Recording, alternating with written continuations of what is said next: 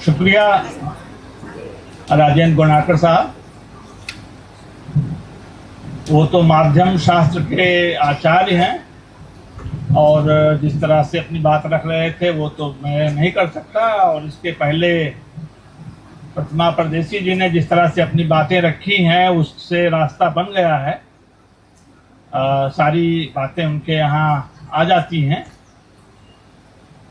मैं ये जो समय है उस समय को याद करते हुए, ये क्रांति भूमि है, राजा ढाले साहित्य नगरी है, जो मंच पर है और जो आप सामने हैं और जो इधर उधर किताब की दुकान पर हैं, उन सबके प्रति श्रद्धा व्यक्त करते हुए, आदर व्यक्त करते हुए अपनी बात शुरू करूंगा। ये पीछे देखने का वक्त है, ऐसा हमारी सत्ता ने तय कर दिया है। डॉक्टर अंबेडकर वो भविष्य की तरफ देख रहे थे, देख रहे हैं। अभी आपके बगल में, हमारे बगल में आपके सामने हैं, उनके सामने भविष्य जिसको बेहतर होना है। अभी का समय अतीत को पीछे आगे ले आना है। जो भी आदर्श है वो अतीत में है, जो भी स्वर्ण काल है वो अतीत में है, पुराना है और उसको फिर से जिंदा कर देना है। जिसकी तरफ प्रतिमा जी ध्यान दिला रही थी, जो मनुवाद है, जो ब्राह्मणवाद है, उसका पुनरागमन कैसे हो, उसको फिर से वापस कैसे लाया जाए, इसकी पूरी कोशिश चल रही। ऐसे वक्त में विद्रोही साहित्य सम्मेलन करना और आपकी ऐसी संख्या देख करके बहुत खुशी होती है। हमारे विश्वविद्यालय में यूजीसी का जो समता एक्ट आया, आप जानते हैं कि विश्वविद्यालयों में, कॉलेजेस में जातिवादी अत्याचार बढ़े हैं, 118% बढ़े हैं, सरकारी आंकड़ा कह रहा है। उसके बावजूद उसको रुकवा दिया गया। वो लागू नहीं हो सकता क्योंकि उससे हमारे लोग फंसते हैं। दिल्ली विश्वविद्यालय ने जो अभी आदेश निकाला है 4 दिन पहले, 5 दिन पहले, उसमें 5 लोग विश्वविद्यालय में एक साथ खड़े नहीं हो सकते। ये नियम कहा है कि 1 महीने के लिए है और आगे बढ़ाया जा सकता है। जहां पर 5 लोग, राजधानी है, 5 लोग इकट्ठे नहीं हो सकते, वहां पर इतने लोगों को देख करके बड़ी खुशी हो रही। लगता है कि वहां अगर हिम्मत नहीं है तो यहाँ हिम्मत है, दिख रही है। ये क्रांति भूमि सचमुच है, जैसा राजेंद्र गोनारकर कह रहे थे। किस तरह के लोग, किस तरह का साहित्य यहां से निकला है। जब हमारे हिंदी के प्रमुख कवि, विचारवंत ओम प्रकाश वाल्मीकि लिख रहे थे, अब तो स्मृति शेष है, तो उनके जरिए हम लोगों ने लोकनाथ यशवंत को जाना था। उन्होंने अनुवाद किया था, अपने व्याख्यानों में बताया करते थे इनके बारे में। वो एक पुल की तरह काम कर रहे थे। यही वर्धा के पास उनकी ट्रेनिंग हुई थी और उसके बाद में जो गए वापस हिंदी में, तो बहुत सारी संपदा, विचार संपदा लेकर के गए। उनमें से एक लोकनाथ यशवंत भी थे। उन्होंने बताया था कि लोकनाथ यशवंत ने मेरी कुछ कविताएं भी मराठी में की हैं, अनुदित की हैं। हम उसको तो नहीं जानते, लेकिन हम उनके जरिए आपको जानते हैं। जो साहित्य है ये तो विशेष ही है। उसके पहले विशेषण लगा है विद्रोही, यानी कि और भी तरह के साहित्य होते हैं। इसका मतलब ये हुआ। और भी तरह के साहित्य होते हैं, तो इसलिए अपने साहित्य को अलगाने के लिए विद्रोही साहित्य लगाया गया, विद्रोही विशेषण लगाया गया। और ये सभी विचारवंतों की समस्या रही है। तस्मै देवाय हविषा विधेम, किस कविता को हम अपना माने, किस कविता को अपना माने, तो किस कविता को अपना माने, किस कवि को अपना माने। 1000 साल पहले वहां शैवागम का की जमीन थी कश्मीर, वहां से एक आचार्य आए, आचार्य मम्मट, उनकी किताब जो मराठी साहित्य पढ़ते पढ़ाते हैं वो जानते हैं, का प्रकाश, उसका जो मंगलाचरण है, उनके लिए यही समस्या है कि कौन से साहित्य की हम जय बोले। तो उन्होंने जो बात कही वो आज भी काम की है। कबीर की कसौटी थी, सार सार को गह रहे थोथा दे उड़ाए। बहुत कुछ थोथा होता है, उसको भूल जाना चाहिए, लेकिन काम की बात रख लेनी चाहिए। समकालीनता का इतना दबाव नहीं होना चाहिए कि हम पुराना सब भूल जाएं। नहीं, पुराना सब भूलेंगे तो बहुत सी चीजों से हम वंचित रह जाएंगे, उससे हम कट जाएंगे। तो लिखा है का प्रकाश के बिल्कुल शुरू में, मंगलाचरण शुरू में ही होता है कि नियतिकृत नियम रहता। मैं उस कविता को, उस कवि की वाणी की जय बोलता हूं, भारतीय कबीर जय, जो नियति के नियमों को ना माने, जो आह्लाद पैदा करे, जो परतंत्रता को अस्वीकार कर दे, जो नवीनता के साथ हो। ये 4 चीजें रखी उस मंगलाचरण में। नियति क्या है? नियति तो एक पारिभाषिक पद है, दर्शन शास्त्र का है।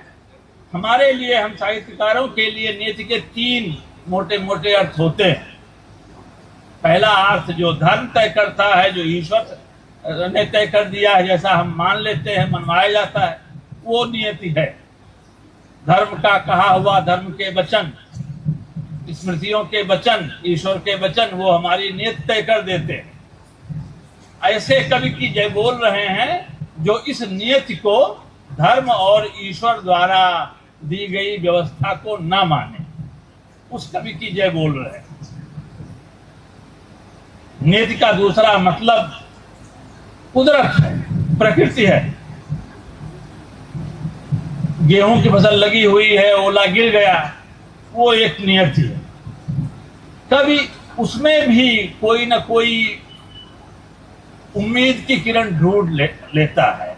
अवसाद है, लेकिन अवसाद पर कभी खत्म नहीं करता, वो कोई ना कोई रोशनी निकाल लेता है, रोशनी का कोई रेशा ढूंढ लेता है। और तीसरी नियत जिसको हम राजा और राजसत्ता की बात करते हैं, वही कभी याद करने लायक होता है, वही कभी याद रह जाता है जो राजा और राजसत्ता के आतंक से, उसके द्वारा तय की गई नियति से बचा ले। एक कवि थे, गुजरात के थे, माघ ने किताब लिखी शिशुपाल वध। उस किताब के शुरू में कृष्ण की सभा है, उसमें ये बात कही जाती है कि चेद वंश की, चेद प्रदेश की प्रजा बहुत परेशान है अपने राजा से, शिशुपाल से। अब ये शिशुपाल महाभारत का है, महाभारत के बहुत बाद में माघ होते। आप समझें कि साहित्य की प्रकृति क्या है। साहित्य हमेशा इशारे में बात करता है। सीधे सीधे बात नहीं करता। सीधे सीधे बात करने के लिए अखबार है, सीधे सीधे बात करने के लिए इतिहासकार हैं, समाजशास्त्री हैं। साहित्य की प्रकृति उन सबसे अलग होती है। इस बात को अगर नहीं समझेंगे तो साहित्य का आनंद नहीं ले सकते। इशारे समझें तो माघ क्या, इशारा क्या रहा होगा हम नहीं जानते। उस समय का ऐसा कौन सा राजा था जिसकी तरफ इशारा कर रहे थे, लेकिन महाभारत का सहारा ले रहे। तो ये कहा गया कि ऐसा जो प्रजा पीड़क, प्रजा को सताने वाला राजा होता है, ये विप्लवी साहित्य में इसको मैं गिनता हूं, उसको मार देना चाहिए, उसे खत्म कर देना चाहिए। एक उसमें तर्क ये भी दिया गया कि कोई भी राजा हमेशा के लिए तो रहेगा नहीं, आज नहीं तो कल मर जाएगा, तब हम उसे छुट्टी, इसलिए मारने की क्या जरूरत है। उसमें उसका स्पष्टीकरण मिलता है कि नहीं, जरूरत है, मारना इसलिए जरूरी है, नहीं मारेंगे तो उसका प्रोटोटाइप उसके साथ लगा रहेगा, दूसरा आ जाएगा, तीसरा आ जाएगा, उसका कहीं ना कहीं अंत करना होगा। माघ से पहले, माघ तो 9th सेंचुरी में है, 8th और 9th के बीच में है, उनसे 700 साल 800 साल पहले ये बात लिख चुके थे शूद्रक। शूद्रक ने मृच्छकटिक लिखा था, और आप जानते हैं नाटकों के, आप थिएटर के आप प्रेमी हैं, आपके यहाँ थिएटर का बहुत विकास हुआ है। तो मृच्छकटिक में शूद्रक ने लिखा है कि उनका जो उज्जैनी है, अवंतिपुरी, उसकी राजधानी उज्जैनी, तो अवंतिपुरी का राजा पालक है। नाम से लगता है कि बड़ा पालन करता होगा, प्रजा पालक होगा, उसका ठीक उल्टा। नाम पर मत जाइए, नाम इस तरह से धोखेबाजी वाले होते हैं। पालक बहुत धार्मिक है। जितने भी इस तरह के राजा हुआ करते रहे हैं, वो धार्मिकता का चोला ओढ़ते हैं। उज्जैनी के चारों कोनों पर 4 फांसी घर बने हुए हैं, और उन फांसी घरों में हर दिन फांसी दी जाती है खुले में, जिससे आती जाती प्रजा देखे और राजा के खिलाफ आवाज उठाने की हिम्मत ना करे। उसी राजधानी को बनाने वाला एक व्यक्ति पकड़ा जाता है, उसका नाम है चारुदत्त। वो पकड़ा गया, उससे पहले दूसरा व्यक्ति पकड़ा जा चुका है, उसका नाम है गोपाल दारक आर्यक।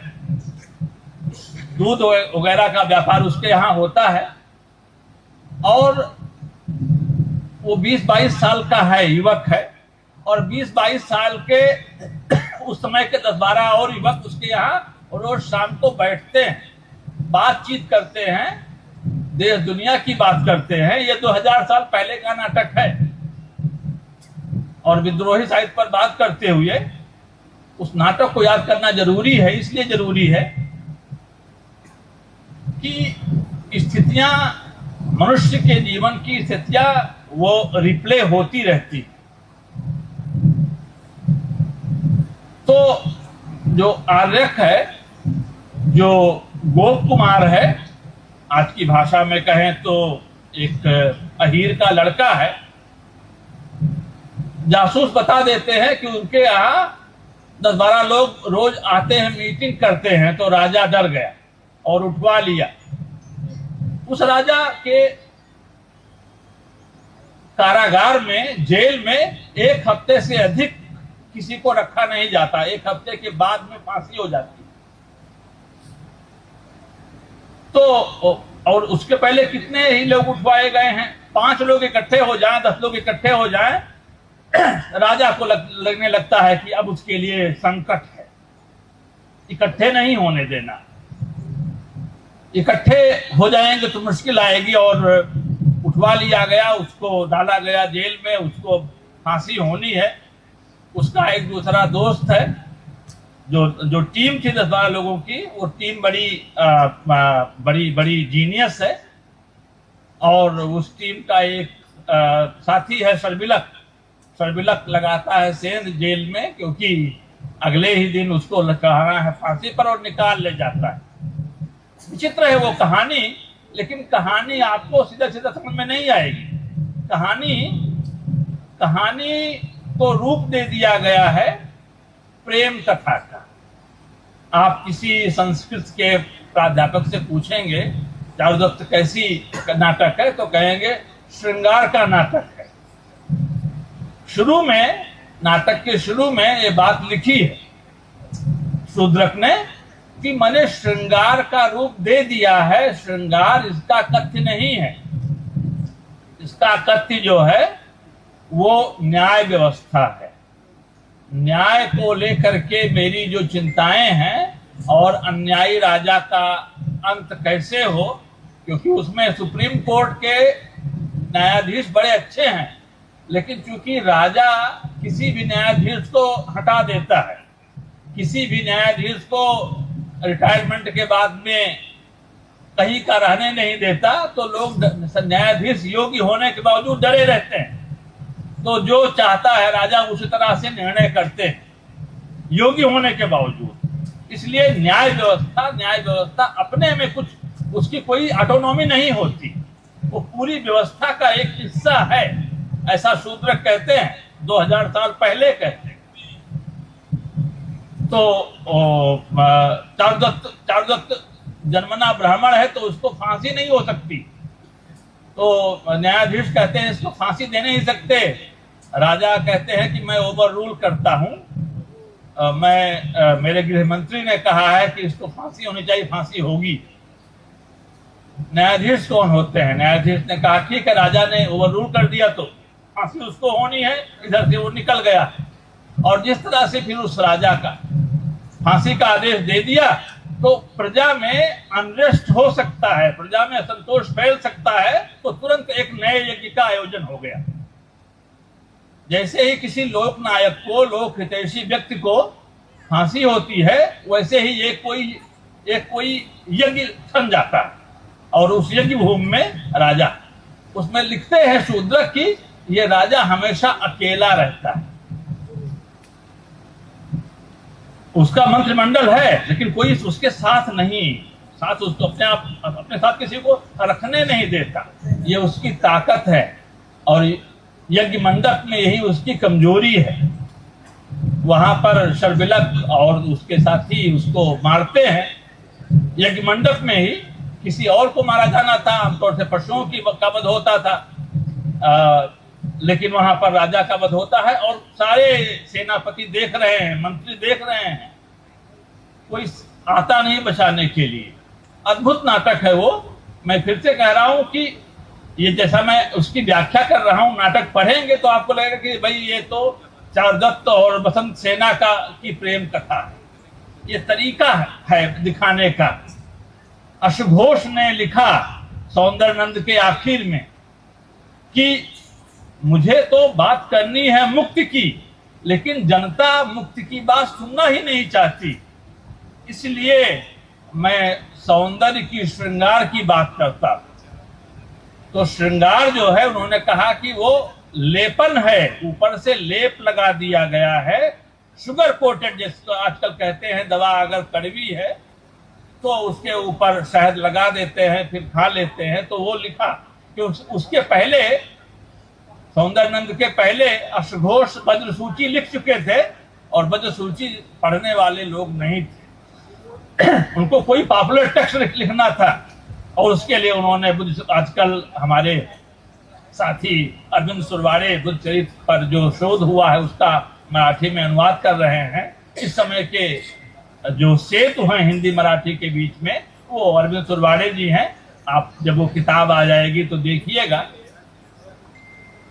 अश्वघोष को समझिए, अश्वघोष कहाँ के हैं और किन परिस्थितियों में रह रहे हैं, तो उनको आम जनता तक पहुंचना है। आम जनता तक पहुंचने के लिए श्रृंगार, सौंदर्य ये साधन बन जाता है। इसलिए उन्होंने लिखा है कि तेषा विप्रशांतये न रतये मोक्षार्थ गर्भाक्ति पातुम तिक्त निवौषधम मधुयुतम हृदयम कथम स्यादिति। ऊपर से देख करके अगर आपने ये समझ लिया कि ये श्रृंगार काव्य लिख रहा हूं, तो ऐसा है नहीं। मैं तो मुक्ति काव्य लिख रहा हूं। श्रृंगार को इसलिए ले आया हूं कि ग्राह्य बन जाए। जब बुद्ध जाते हैं, उनको देखने के लिए स्त्रियां कैसे खिड़कियों पर आ जाती हैं, झरोखे में आ जाती हैं, किस तरह से स्त्रियों के अंग प्रत्यंग दिखाई देते हैं, उसका बड़ा अकुंठ वर्णन किया अश्वघोष ने। लेकिन वो उनका कथ्य नहीं है, वो आवरण है। वो आवरण है, वो बुलाने का, आमंत्रित करने का पाठकों को। उसके बगैर ये होता नहीं है। ये जैसे ये कार्यक्रम शुरू होने से पहले जो कार्यक्रम का मैसेज है वो कुछ और, लेकिन बहुत सी चीजें होती हैं। तो ये साहित्य की प्रकृति क्या है, इसकी तरफ ध्यान जाना चाहिए। और वो प्रकृति आप जब देखेंगे कि कोई बहुत ही पारंपरिक किस्म का कवि है, लेकिन उसके यहाँ भी कुछ ऐसी चीज मिलती है जो काम की है, तो उसके लिए आपको खोजबीन करनी पड़ेगी। थोथा दे उड़ाए तो थोथे को और अन्न को अलग करने के लिए सूप की और चलनी की जरूरत होती है। पछोड़ा जाता है, उसके बाद में ही अलग अलग होता है दोनों। इसलिए वो विवेक होना चाहिए, विवेक पर बड़ा बल दिया करते हैं। 600 साल जो हमारा रहा है, जिसको हम कहते हैं भक्ति आंदोलन। भक्ति आंदोलन का मतलब होता है जोड़ने का आंदोलन, बटा हुआ है। दादू दयाल नाम के बड़े कवि थे, उन्होंने लिखा, दोनों भाई हाथ पग, दोनों भाई कान, दोनों भाई नैन हैं, हिंदू मुसलमान। ये जो अलगाव है उसको कैसे एक किया जाए। कबीर दास का कहना है कि दो पड़ोसी भी एक साथ हो जाते हैं, क्योंकि अगर एक साथ नहीं हुए तो दोनों में से कोई भी आराम से नहीं रहेगा। इसलिए जब साथ है तो प्रेम भाव से रहिए। ये जोड़ने का आंदोलन था, 600 साल का आंदोलन था। उसके बाद भी जारी रहा। आजादी का आंदोलन हुआ तो जो भक्ति की भावधारा थी उसमें विलीन हो गई। ऐसे नहीं, डॉक्टर अंबेडकर के बात बात में तुकाराम रहते हैं। तुकाराम उनकी वाणी में घुले हुए हैं। ऐसे नहीं, कबीर उनके गुरु हैं। एक बात और कही इस समय के संतों ने, और वो ये था कि दो तरह के लोग होते हैं, एक गुरुमुखी और दूसरे मनमुखी। यहाँ तो वैसे भी एक गुरुद्वारा है और पूरे देश दुनिया में उस गुरुद्वारा के लिए ही कुछ लोग नांदेड़ को जानते हैं। तो ये जो गुरुमुखी और मनमुखी है, बाबा साहब क्योंकि भक्ति आंदोलन से जुड़े हुए थे, जानते थे, इस देश को जानते थे, इस देश की आत्मा रूह को पहचानते थे, तो उन्होंने एक नहीं अपने 3 गुरुओं का स्मरण किया। बुद्ध हैं, कबीर हैं, फुले हैं, 3 गुरु उनके। लेकिन दूसरे जो हैं वो मनमुखी। मनमुखी जो मन की बात करे वो मनमुखी। और हमारी परंपरा ये है कि मनमुखी के हाथ का पानी नहीं पिया जाता। हमारे गांव में कोई पानी दे रहा है तो पूछ लेते थे बुजुर्ग कि आप गुरुमुखी हैं कि मनमुखी। कहा कि जी अभी तो नहीं किया है गुरु, तो कहा नहीं, आपके हाथ का पानी नहीं पिएंगे। तो मनमुखी को लेकर के मन की बात करने वाले को लेकर के इस देश की जनता ने ऐसा तय कर रखा था, लेकिन कई बार सम्मोहन होता है, कई बार हिप्नोसिस होती है और वो लंबी चल जाती है। तुलसीदास तो ज्यादा दबाव में है, और वो भी उनके एक दोस्त थे, जूनियर दोस्त थे रज्जब अली, एक उनके साथ के दोस्त थे रहीम। रहीम और उनमें बहुत लेन देन है। अगर आप पढ़ेंगे रहीम के दोहे और तुलसी को पढ़ेंगे, तुलसी की दोहावली, तो बहुत सारे दोहे आधा इनके आधा उनके हुए। एक दोहे में तो कहते हैं कि अच्छा राजा वह है जो समृद्ध हैं, जो संपन्न हैं, जो धनाढ्य हैं, उन पर तो टैक्स लगाए, और जो चीजें जीवन के लिए उपयोगी हैं उनको सस्ता से सस्ता कर दे, पानी सस्ता कर दे, जानवरों का चारा सस्ता कर दे, अनाज सस्ता कर दे। वो तो टैक्स किस पर लगाया जाए? ये जो जीएसटी है जिसको हम लोग झेल रहे हैं, भोग रहे हैं, ये उनके संतों की निगाह में अन्यायपूर्ण है, क्योंकि इसको गरीब जनता को भी देना पड़ता है। उसके बच्चे की भी पेंसिल खरीदी जाती है, पेंसिल पर, रबर पर, जो इरेजर है, सब पर जीएसटी है। जीएसटी ये प्रतिगामी है, ये पीछे ले जाने वाली व्यवस्था है, और जो इनकम टैक्स है वो आगे ले जाने वाली व्यवस्था है। जो जितना कमाता है उससे उतना लीजिए। ये क्या बात है कि आटा सबको चाहिए और आटा महंगा है, जीएसटी महंगी है, तो वो ये जो है ये जन विरोधी टैक्सेशन है, ऐसा संत लोग कहते हैं। रहीम तो कहते ही है, तुलसीदास तो, दोनों दोस्त हैं, और इस मुद्दे पर दोनों एक मत है। जो मैं दूसरी बात कर रहा था रज्जब अली की, रज्जब अली ने दो बातें कही जिसकी तरफ मैं यहाँ पर याद कराऊंगा, आपका ध्यान दिलाऊंगा। एक तो उन्होंने ये कहा कि अगर आपको आगे जाना है, ऊपर निकलना है, तो सभी स्रोतों से आप रस लीजिए और उससे फिर आगे निकलिए। ना हिंदू ना मुसलमान, लेकिन हिंदू मुसलमान दोनों से जो अभी आपको लगता है कि हाँ ये ले लेना चाहिए, वो ले लीजिए। एक बात पर उनमें और उनके मित्र, सीनियर मित्र तुलसीदास में अंतर है। तुलसीदास के जो आदर्श राजा हैं वो राम नहीं है। राम तो चूंकि कथा उन्होंने वो ले ली तो राम तो आएंगे, लेकिन आदर्श राजा वो नहीं है। आप कभी उनकी किताब मानस का अयोध्या कांड पढ़िए, उसमें कहते हैं कि जनता 14 साल उसने देखा भरत का शासन, तो और उससे पहले दशरथ और राम के युवराज बनने की कहानी देखी थी। तो कहा दोनों को देख करके दो दिस समुझ कहा सब लोगों, सब भरत सराहन, जो भरत सबसे अच्छे हैं, राम से अच्छे हैं भरत। ये उनके आदर्श राजा, क्योंकि वो राजधानी में नहीं रहते, क्योंकि वो बिल्कुल साधारण वस्त्र पहनते हैं। साधारण वस्त्र पहनने वाले राजा की तारीफ कालिदास ने भी की है मालविका मित्रम के मंगलाचरण में, उसको देख सकते हैं नंदी पाठ में। वो उनके राजा दिन में 5 बार बदलते होंगे कपड़ा, उससे वो तंग आ गए थे, लेकिन सीधे नहीं कह सकते थे, तो ऐसे कहा है। उन्होंने शंकर का उदाहरण दिया कि शंकर के पास देखो सब कुछ है, लेकिन वो कोई कपड़ा नहीं बदलते, एक ही कपड़े में रहते हैं। सीधा नहीं कह सकते, सीधा कहेंगे तो आप जानते हैं दरबार से निकाले जाए। तो ये जो कवियों की वाणी है, उसमें जो बारीकियां हैं उसकी तरफ हमेशा ध्यान, तभी उनके साथ न्याय हो पाएगा, नहीं तो न्याय नहीं हो पाता।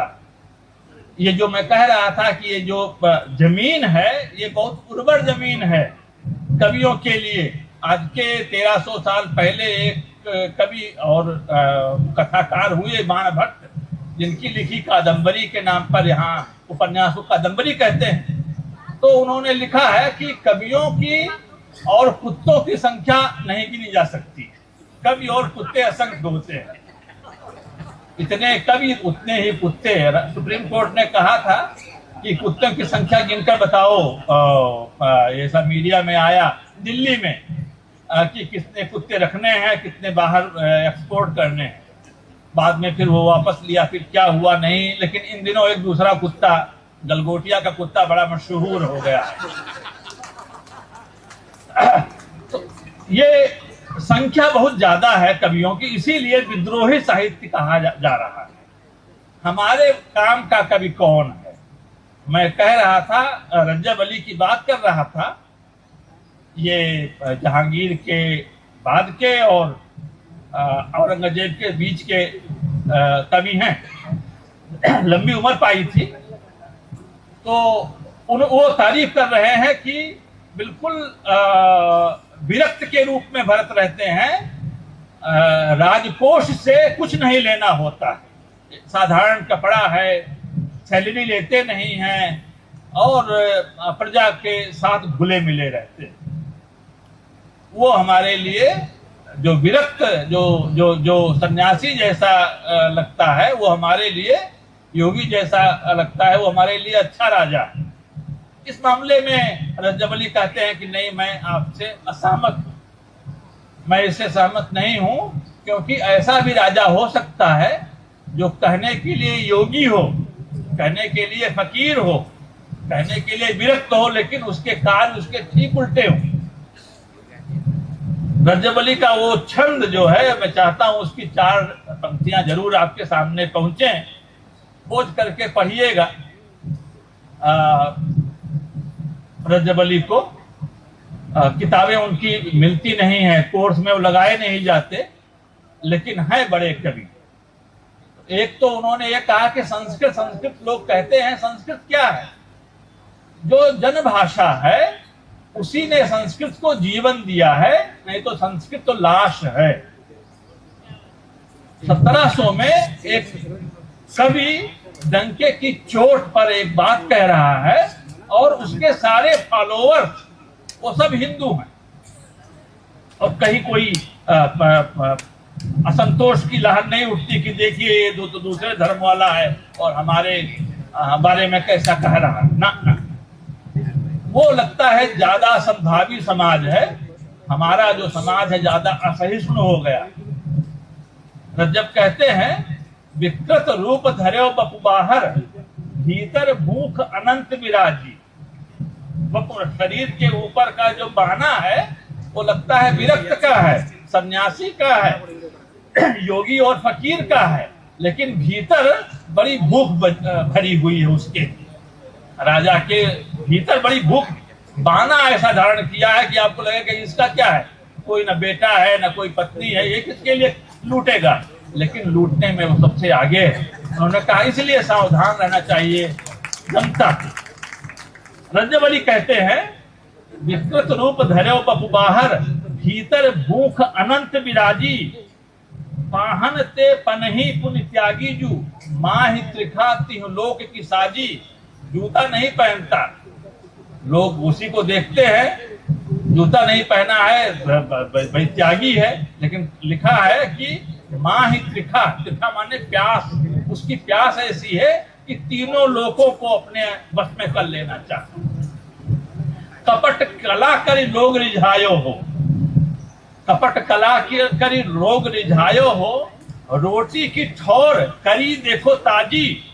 उसने कपट करके लोगों को सम्मोहित कर लिया है और रोजी रोटी के ठिकाने पर उसका रोज हमला होता है। रज्जब कहते हैं वो रोज रोजी रोटी के ठिकानों पर उसके समय में जितने बेरोजगारी हो जाती है कभी नहीं होती, रोज हमला करता है रोजी रोटी के ठिकानों पर। सारे ठिकाने, सारे स्रोत कमाने के नष्ट कर देता है। रज्जब रूप रच्यो जग को, सब साधु लखे हाँ लाखिर पाजी। उस पाजी को, उस बदमाश को सभी साधु साधु कहते हैं कि भाई साधु राजा है, और मैं उस पाजी की असलियत जानता हूं, मुझे वो नहीं भरमा सकता। अपने साथियों को, अपने समय की जनता को, और हो सकता है आज की जनता को भी 400 साल पहले का, 500 साल पहले का ये कवि सावधान कर रहा है कि इस रूप में भी आपको ठगा जा सकता है, इस तरह से भी आपको उलझाया जा सकता है। साहित्य की भूमिका बहुत बड़ी है, क्योंकि वो चेतना को बदलने की बात करता है, और सारा शासन, सारा युद्ध वो चेतना पर कब्जा करके ही होता है, लड़ाई चेतना की। इसलिए हम अपने पुरखे साहित्यकारों को याद करते हैं, उनका लिखा हुआ याद करते हैं, उनका कहा हुआ याद करते हैं, याद करते चलते। जो पुराना साहित्य है वो ग्लानि पैदा करता है, और वो ग्लानि की बात प्रेमचंद तक आती है। वो भी उस पुराने भावबोध के हैं इस मामले में, यद्यपि उनकी चेतना नहीं है, लेकिन भावबोध पुराना है, ग्लानि पैदा होना। आप देखें 1914 में हिंदी में जो पहली दलित आवाज आई वो हीरा डोम की थी। 1914 के सितंबर महीने में उनकी एक ही कविता छपी, वो भोजपुरी की कविता थी। सरस्वती पत्रिका उस समय हिंदी की बड़ी अच्छी पत्रिका मानी जाती थी। 1901 से लेकर के 1920 तक तो एक ही संपादक, तो वो सरस्वती युग कहा जाता है। तो 1914 में उनकी कविता आई थी। उस कविता में अछूत की शिकायत उसका नाम है। उस कविता का अंत कहां पर होता है, और उसी से मैं एक बात कह रहा हूं कि साहित्य की आवाज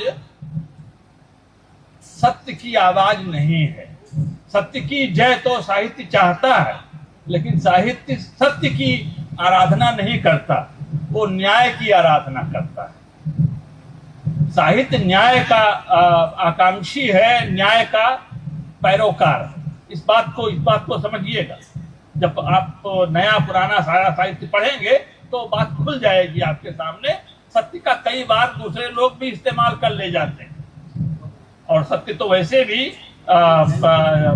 जो स्वर्ण पात्र में छिपा हुआ रहता है, जिसके हाथ में वो स्वर्ण पात्र, सत्य उसके पास पहुंच जाता है। इसलिए साहित्य न्याय की बात करता है, वो न्याय चाहता है, न्याय की लड़ाई लड़ता है। जो बात कही हीरा डोम ने, यह कि 1914 में, 1927 में आरबी मोरे के बुलाने पर फिर महाड़ के चौधार तालाब तक गए थे डॉक्टर अंबेडकर, और वो आंदोलन महाड़ सत्याग्रह हम सबकी स्मृतियों में बिल्कुल ताजा है। लड़ाई पानी की है, लड़ाई संसाधनों पर सबकी पहुंच बनाने की है।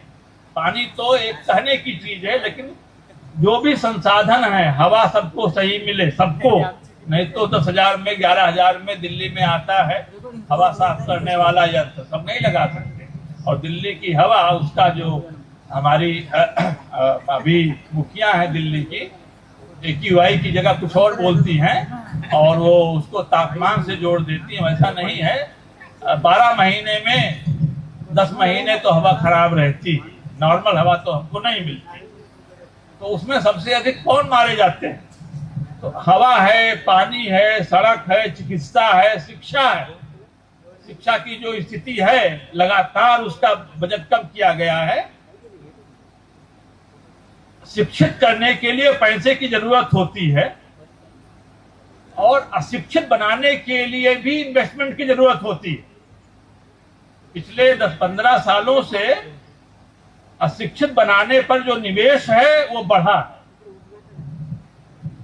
शिक्षा का निवेश घटा है, उसका इन्वेस्टमेंट घटा है, लेकिन मूढ़ बनाने के लिए, मूर्ख बनाने के लिए, अशिक्षित बनाने के लिए इन्वेस्टमेंट बहुत बढ़ा है।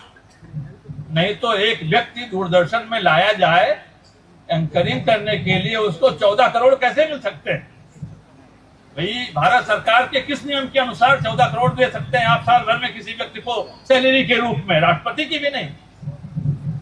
14 करोड़ कैसे दिया जा रहा? तो तो ये जो है अशिक्षित बनाने के लिए किया जाने वाला निवेश है, इन्वेस्टमेंट है, इसको समझिए।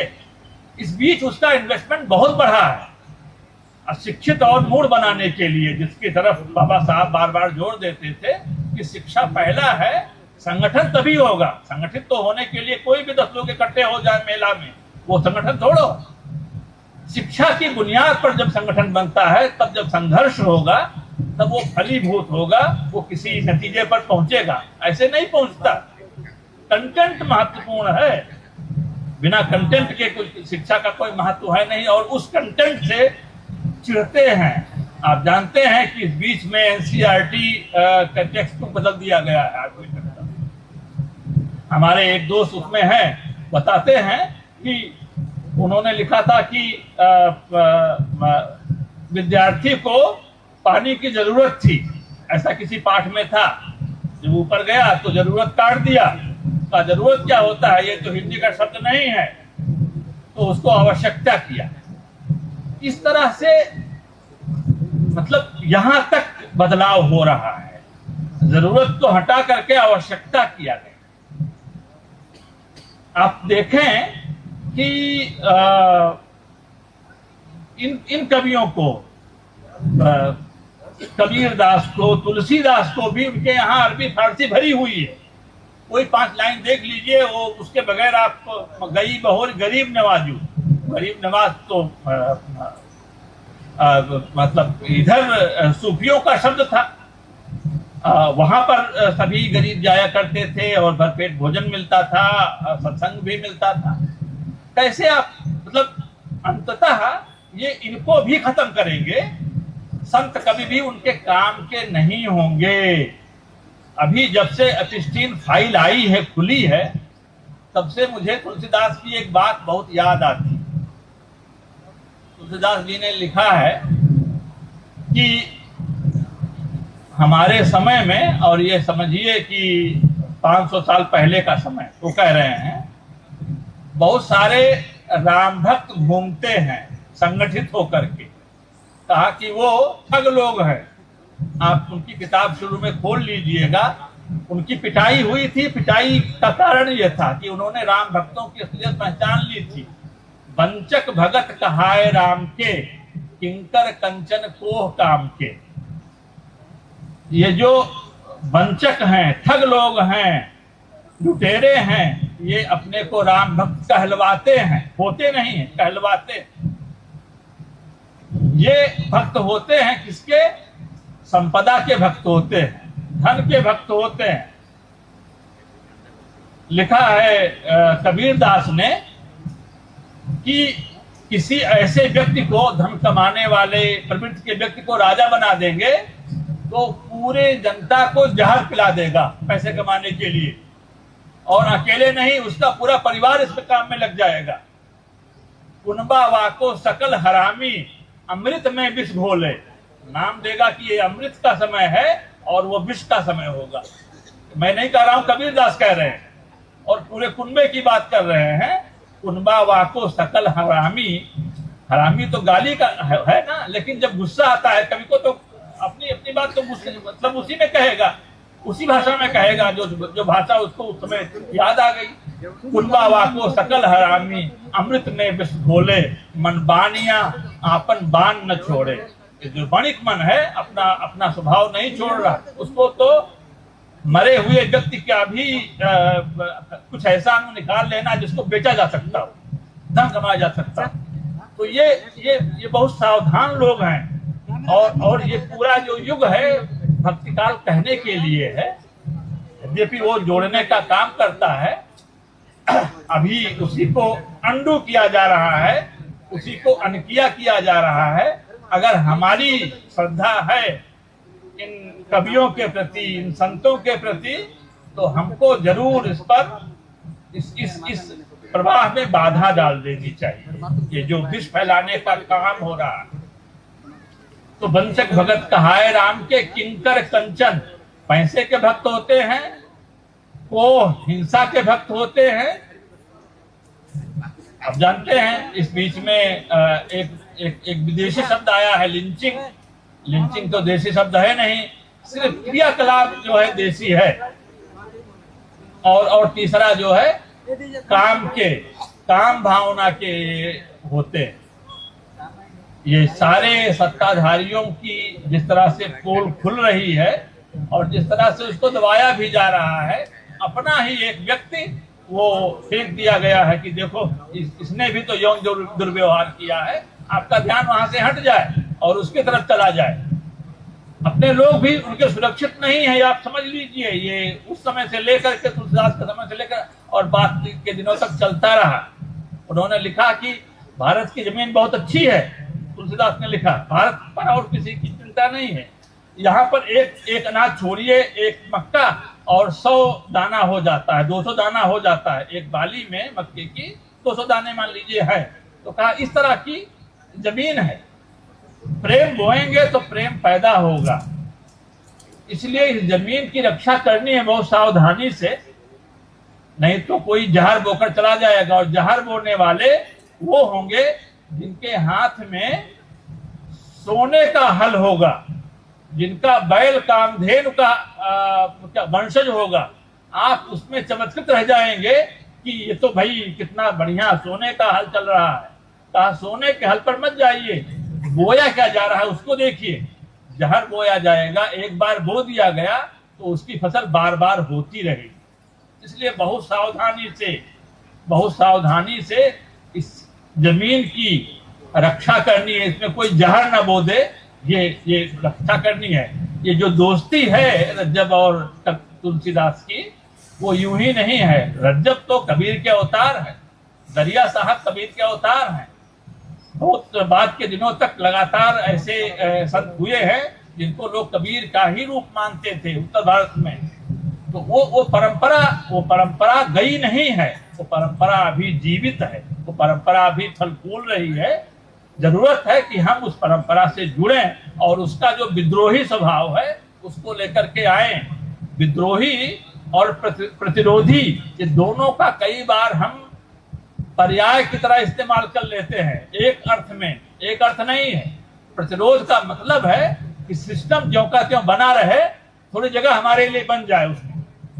विद्रोह का मतलब है सिस्टमिक चेंज हो, पूरी प्रणाली, पूरी व्यवस्था बदल जाए।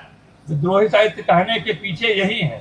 और जब भी कोई इस तरह का प्रयास करता है, 16वीं सेंचुरी में इंग्लैंड में ऐसे समता मूलक ग्रुप बनते थे जिनको कहा जाता था डिगर्स, जिनको कहा जाता था रेंटर्स, लेवलर्स, जो आपस में भेदभाव नहीं करते थे, ऊंच नीच का व्यवहार नहीं होता था।